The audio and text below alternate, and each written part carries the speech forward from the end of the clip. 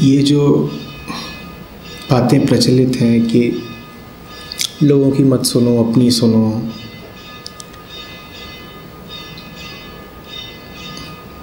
इत्यादि,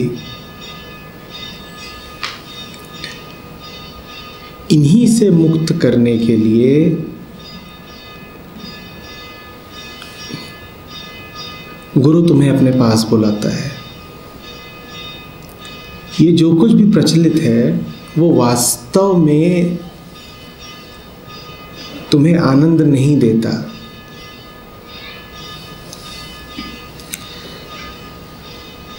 तुम जान पाते नहीं लेकिन कि तुम व्यथित क्यों हो।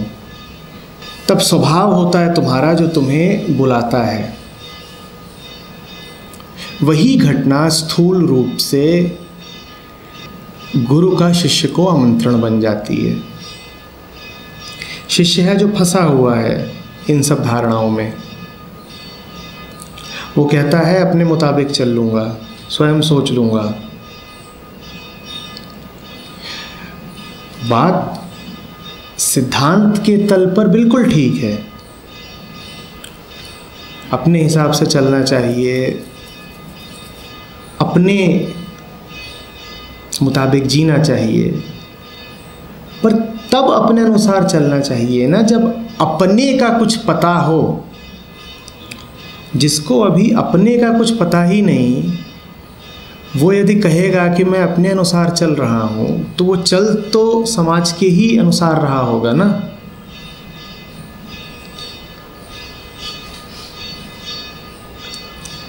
तुम कहते तो हो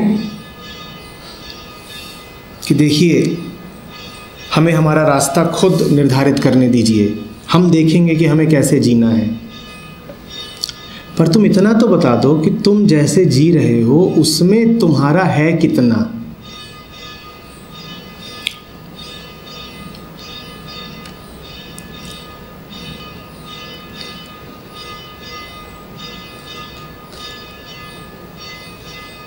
तुम पूरे तरीके से दूसरों से भरे हुए हो।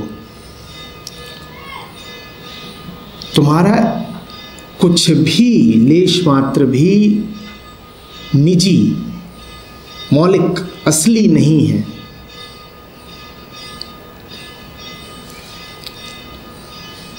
नकली पर तुमने असली की मुहर लगा रखी है। जो दूसरों का है उसे तुम अपना समझते हो।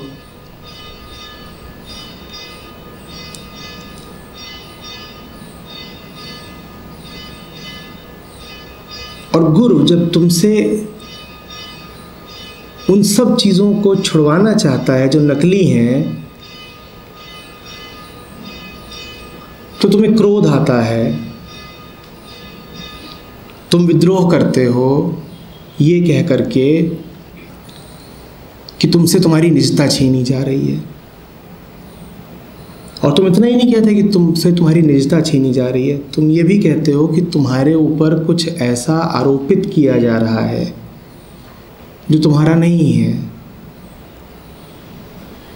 तुम कहते हो देखिए हमें हमारे मन की करने की आज़ादी नहीं दी जा रही है।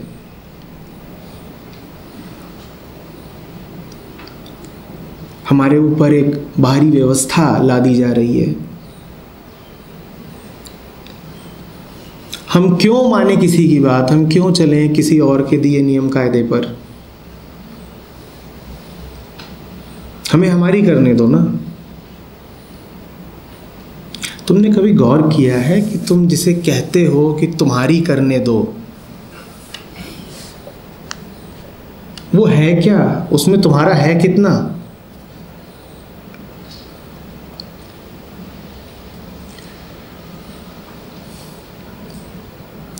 तुम कहते हो कि नहीं नहीं नहीं, मुझे मेरे मुताबिक नौकरी करने दो, मुझे मत बताओ कि क्या सही क्या गलत। ठीक है नहीं बताएंगे, पर तुम ये बता दो कि अगर तुमको सामाजिक पट्टी ना पढ़ाई गई होती तो तुम्हें ये पता भी होता कि नौकरी जैसी कोई चीज़ होती है।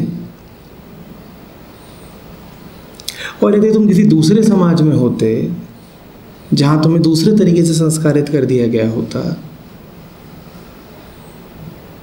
तो क्या तुम इसी तरीके से और इन्हीं नौकरियों के पीछे भागते?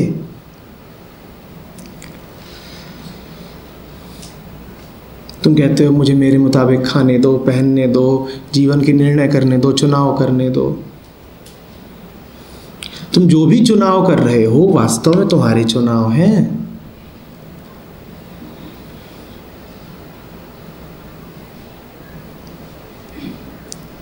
दो ही तरीके से तुम्हारे चुनाव होते हैं, या तो समाज ने सिखा दिए या शरीर ने सिखा दिए। समाज सिखा देता है तुम्हें क्या खाना है, क्या पहनना है, कौन सी भाषा बोलनी है, कहाँ घर बनाना है। वो तुम्हें तरक्की का, प्रतिष्ठा का एक मानक दे देता है और तुम उससे जुड़ जाते हो। ये तुम्हारे साथ समाज करता है। और फिर तुम्हारे भीतर ये जो समाज जनित इच्छाएं उठती हैं, इनको तुम अपनी इच्छा कहना शुरू कर देते हो। ठीक इसी तरीके से काफ़ी कुछ है जो तुम्हें शरीर देता है। शरीर बदल जाता है तो वो भी बदल जाता है जो तुम्हें शरीर देता है, पर ये तुम देख नहीं पाते। और जो कुछ तुम्हें शरीर ने दे रखा है उसको तुम अपनी इच्छा कहना शुरू कर देते हो। और अक्सर शरीर तुमसे जो कह रहा है और समाज ने तुम्हारे ऊपर जो थोप रखा है, इन दोनों का समन्वय हो जाता है, इन दोनों का एक इंटरेक्शन हो जाता है।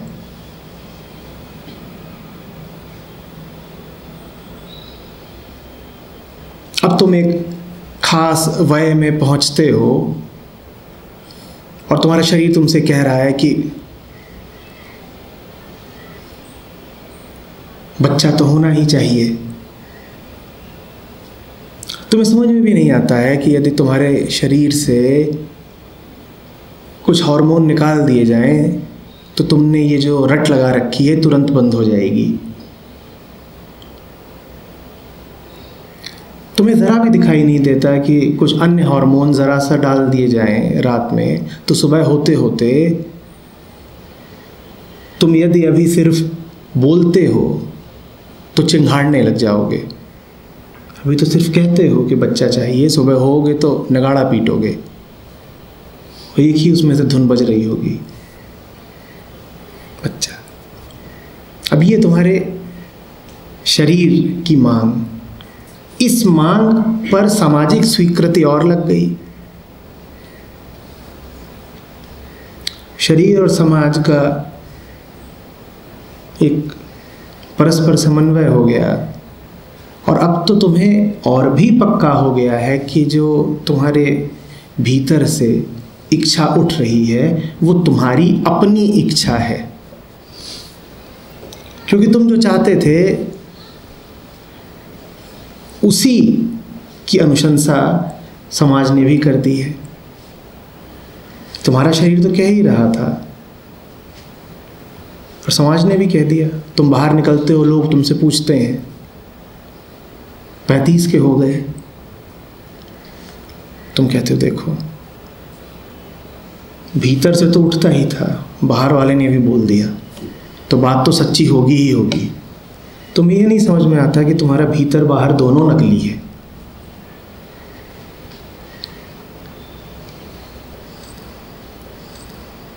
ये सब वो चीज़ें हैं जिन्हें हम बड़ी गहराई से अपना बोलते हैं। अपना, ये तो मेरी बात है ना, अरे ज़रा मेरी बात भी तो सुनो। और आपने कभी देखा है जब कोई ये तर्क देता है कि ठीक है आपने अपनी बात कह ली, अब ज़रा हम अपना पक्ष सामने रखेंगे, तो कितनी ठसक के साथ कहता है मेरा पक्ष। हम आपका पूरा सम्मान करते हैं, आप साक्षात ब्रह्म ही हैं, पर तब जब आप अपने आप को ब्रह्म माने, ब्रह्म निर्विकार होता है, उस पर दाग धब्बे नहीं लगते। और आपको तो दाग धब्बों से ही मोहब्बत है। आप जब भी मुंह खोलते हैं, आपके मुंह से संस्कार बोलते हैं, तो मैं फिर आपकी बात को सम्मान कैसे दूं? ब्रह्म को मैं पूरा सम्मान देता, आपको कैसे सम्मान दूं?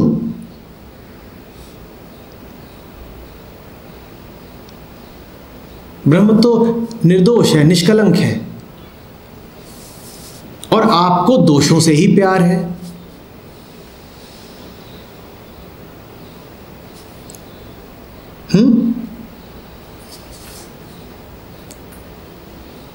आपके मत को कैसे गंभीरता से लिया जाए?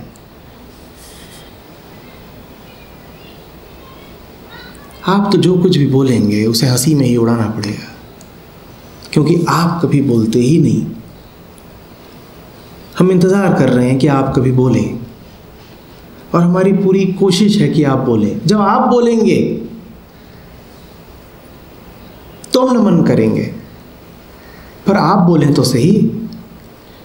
आप मुंह खोलते हैं और पूरी भीड़ बोलती है, आप बोलते ही नहीं। आप मुंह खोलते हैं और सदियों से संस्कारों की जो धारा बह रही है वो उफनाने लग जाती है। आप उस धारा में कहीं दिखाई ही नहीं देते।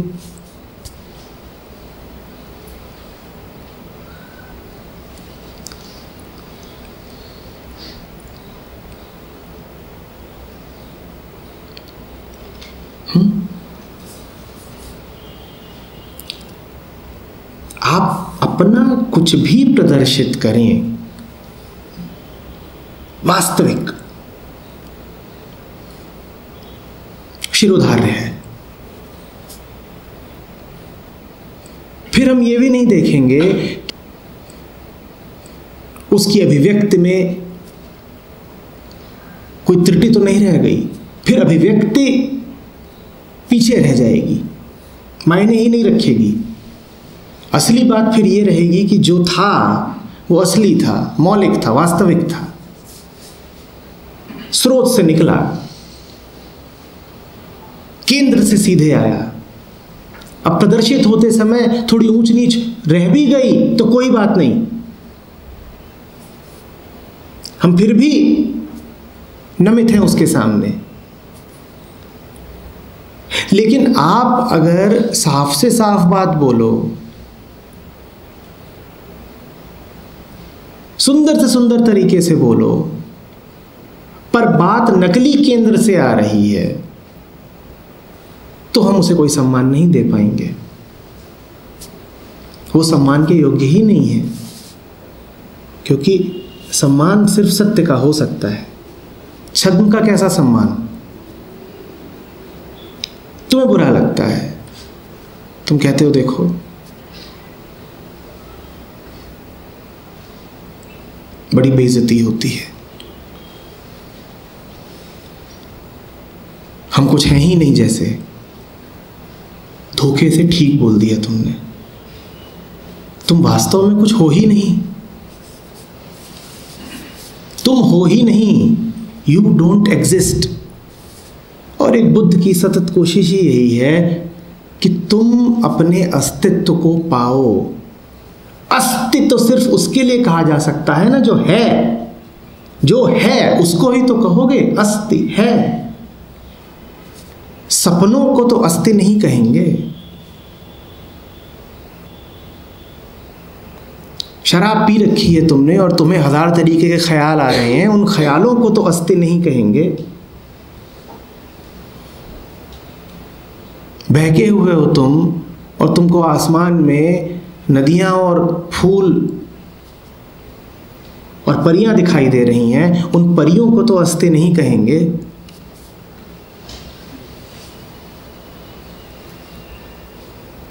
तुम अस्तित्वमान हो कहां?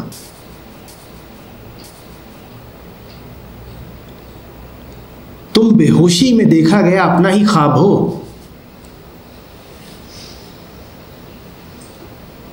तुमने शराब पी रखी है और तुम कल्पना करते हो कि तुम्हारे गधे की पूंछ, सूअर का मुंह, हाथी की टांग और बाकी जानवरों के अन्य अंग हैं, और फिर तुम कहते हो अब मुझे इज्जत दो, मेरी पूंछ पर टीका लगाओ। अरे पूंछ नहीं है तुम्हारे, टीका कैसे लगाएं? हम खड़े हैं थाल सजा के, उसमें सब है, रटरोली, चंदन, टीका सब है, पर तुम पूंछ पहले दिखाओ तो। तुम कह रहे हो नहीं हम बड़े पूजनीय हैं और पूंछ की पूजा करो हमारी, गधे की पूंछ लगी है हमारे। और जब तुम्हारी पूंछ की पूजा नहीं होती तुम कहते हो अपमान हुआ। हम कह रहे हैं तुम गधे हो ही नहीं, तुम कह रहे हो हम गधे भी हैं, हमारे पूंछ भी है। अपमान अब कौन किसका कर रहा है? कौन किसका अपमान कर रहा है? तुम्हारा दावा है कि तुम हो गधे, कौन किसका अपमान कर रहा है? और तुम्हें बहुत आता है, तुम कहते हो देखो ये हमने ढेंचू ढेंचू की और इसमें सातों सुर थे, अब आप करें तारीफ। और हम जानते हैं कि ये तुम्हारी असली आवाज़ है ही नहीं, हम कैसे कर दें तारीफ?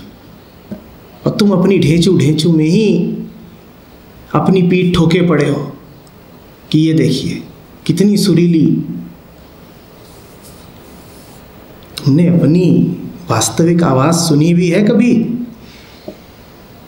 तुम्हें ज़रा सद्बुद्धि होती तो तुम कहते कि मैं कैसा भी बोलूँगा, मधुर हो कि कर्कश, पर अपना बोलूँगा। पर तुम्हारी बुद्धि चलती है उल्टी, तुम कहते हो कि नहीं चढ़ी हुई है मुझको और मान लिया है मैंने कि मैं गधा हूं, तो मैं गधा ही। अब ये आपका दायित्व है कि आप कोई गधा शास्त्र रचें जिसमें गधों के बारे में कई आध्यात्मिक किस्म की बातें की गई हों और सिद्ध किया गया हो कि गधों में भी ब्रह्म विराजमान है। ऐसे शास्त्र हैं भी, खूब चलते हैं।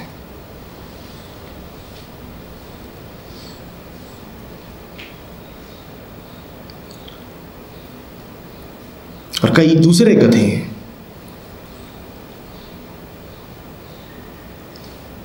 जिनका पेशेवर काम ही यही है कि वो तुम्हारी तारीफ करें।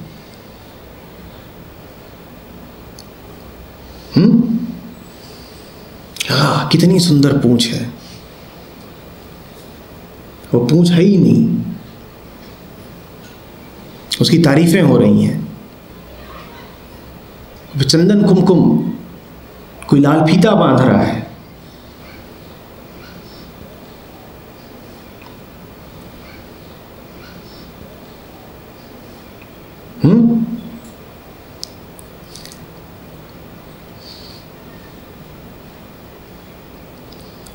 कहा जा रहा है तुमसे कि भाई